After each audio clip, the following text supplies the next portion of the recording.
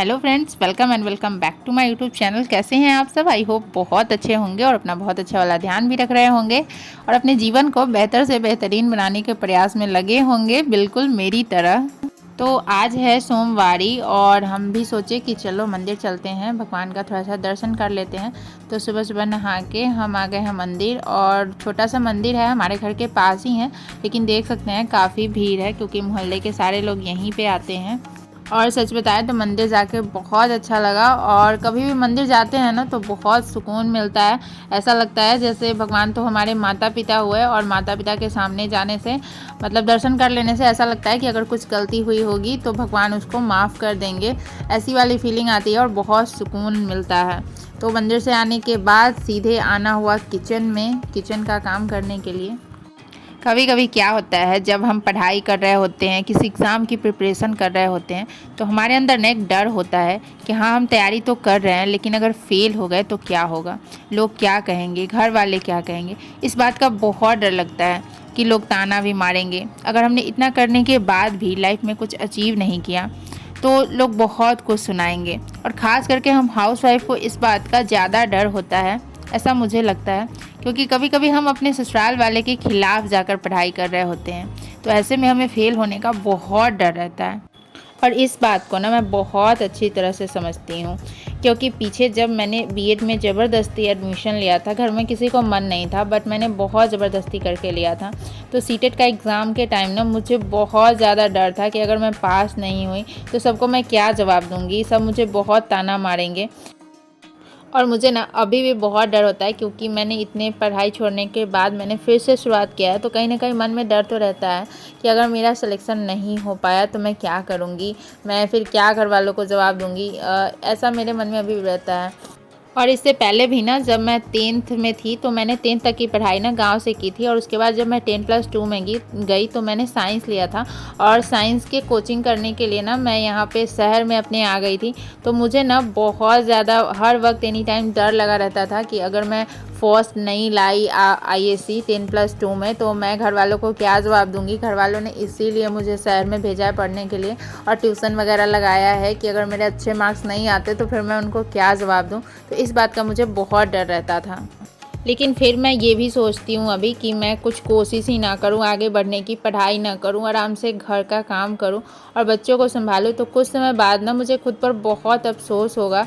और मैं एक बार ये गलती कर चुकी हूँ, इसलिए मैं दोबारा तो ये गलती नहीं करना चाहती। और उस टाइम जो अफसोस होगा ना, वो इस टाइम के डर से कहीं ज़्यादा दर्दनाक होगा, क्योंकि हमने अपनी पढ़ाई में अपना बहुत सारा समय इतने सालों से दिया हुआ है। इसलिए कुछ नहीं करके पछताने से बेहतर है कि कुछ कोशिश कर ही लिया जाए। कम से कम ये तो लगेगा कि हमने कोशिश तो की। तो घर के काम ख़त्म करने के बाद और वासु को सुलाने के बाद अभी टाइम मैंने आप लोगों को दिखाया, हो गए थे 12:30, और मैं बैठ गई हूँ पढ़ने। तो अभी मैं लूसेंट का जीके लेके बैठी हूँ पढ़ने। अभी मैं पूरा फोकस बस जीके पे ही दे रही हूँ, क्योंकि मेरा कोई एग्ज़ाम नहीं है, तो मैं अपना जीके का पोर्शन स्ट्रॉन्ग करना चाहती हूँ ताकि मैं कोई भी कॉम्पिटिटिव एग्ज़ाम दे पाऊँ। अभी मेरा बस मेन मोटिव यही है कि बस मैं अपने पैरों पे खड़ा हो जाऊँ, और पैरों पे खड़ा होने के लिए बस मुझे जॉब चाहिए। तो 1 घंटे लूसेंट का जीके पढ़ने के बाद, जीके पे मैं हिस्ट्री पढ़ रही थी, उसमें मैं बैठ गई हूँ अभी आगे एनसीईआरटी का सार संग्रह, और इसमें मैं आज ज्योग्राफी पढ़ने वाली हूँ।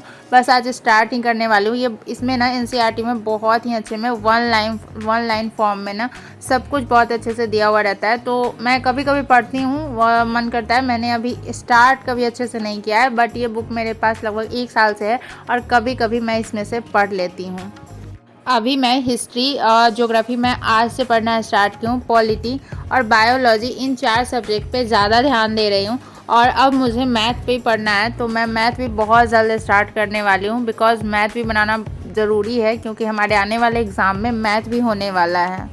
आज मेरी एक व्यूवर्स ने कमेंट किया था कि दी मेरा सेकेंड सेमेस्टर का एग्ज़ाम हो गया है, तो अब मैं क्या करूँ, मैं टेट की तैयारी करूँ या सीटेट की तैयारी करूँ।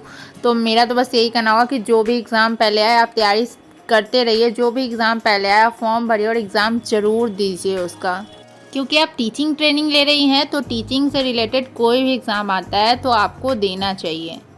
2 घंटे पढ़ने के बाद वासु यहाँ उठ गया था और उठने के बाद मैंने उससे पूछा कि पढ़ाई करोगे, तो उसने बोला कि हाँ।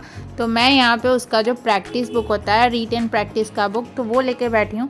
वैसे तो मैं उसको कॉपी पे भी कराती हूँ, लेकिन मैं यहाँ पे बुक भी मंगवा ली हूँ। जब मैंने इसको ट्यूशन क्लासेस लगवाया था तो वो वहाँ पे मैम बोल रही थी कि प्रैक्टिस बुक होता है वो मंगवा लेने के लिए। तो ये तो 2-3 दिन ही गया, तो अब उस पर मैं ही इसको करा रही हूँ प्रैक्टिस। तो डेली एक एक करवा लेती हूँ, जैसे हिंदी, इंग्लिश और मैथ का एक एक लेटर, जैसे इंग्लिश का एक लेटर, हिंदी का एक लेटर और एक नंबर मैथ का। तो उस तरह से मैं इसको इस पर प्रैक्टिस करवाती हूँ। फिर मैं इसका टाइम डिवाइड कर दूँ, मैं एक ही टाइम इसको नहीं पढ़ा रही हूँ, मैं अलग अलग पढ़ा रही हूँ। तो अभी इसको रिटेन करवा रही हूँ, उसके थोड़ी देर बाद शाम वाम में जब इसको मन करेगा पूछ के इससे, तो इसको बुक पढ़ा दूँगी। वैसे जो छोटे बच्चे की बुक होती है ऑल इन वन, तो उसमें इसको सब कुछ आता है, बट प्रैक्टिस नहीं होती है ना, 2 दिन 3 दिन छूट जाता है, एक दिन, तो ये कुछ कुछ उसमें से भूल जाता है, इसलिए मैं इसको डेली प्रैक्टिस करवाती हूँ।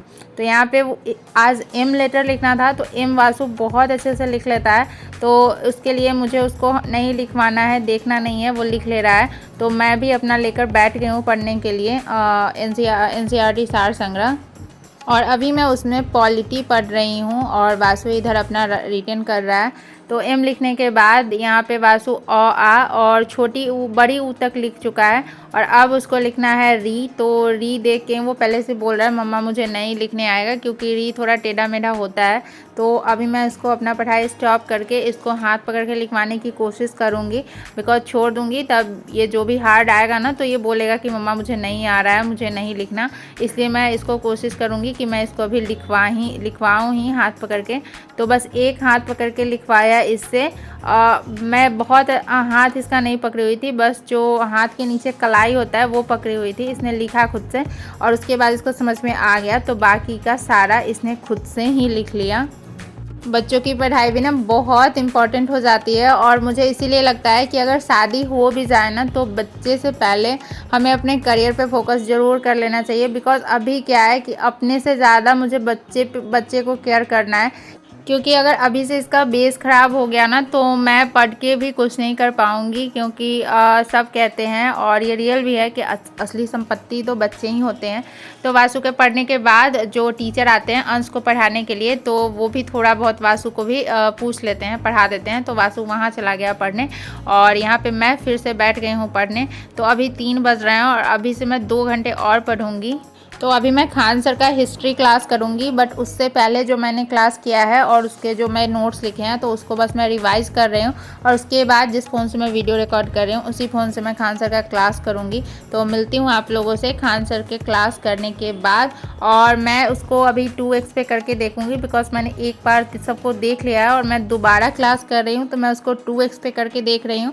और साथ में जो बहुत इंपॉर्टेंट लग रहा है, बस उसी को नोट डाउन कर रही हूँ, बिकॉज सर उधर से नोट दे रहे हैं। बस मैंने उसका भी प्रिंट आउट नहीं करवाया, क्योंकि बहुत ज़्यादा क्लास नहीं हुआ है, अभी 8 क्लास ही हुआ है।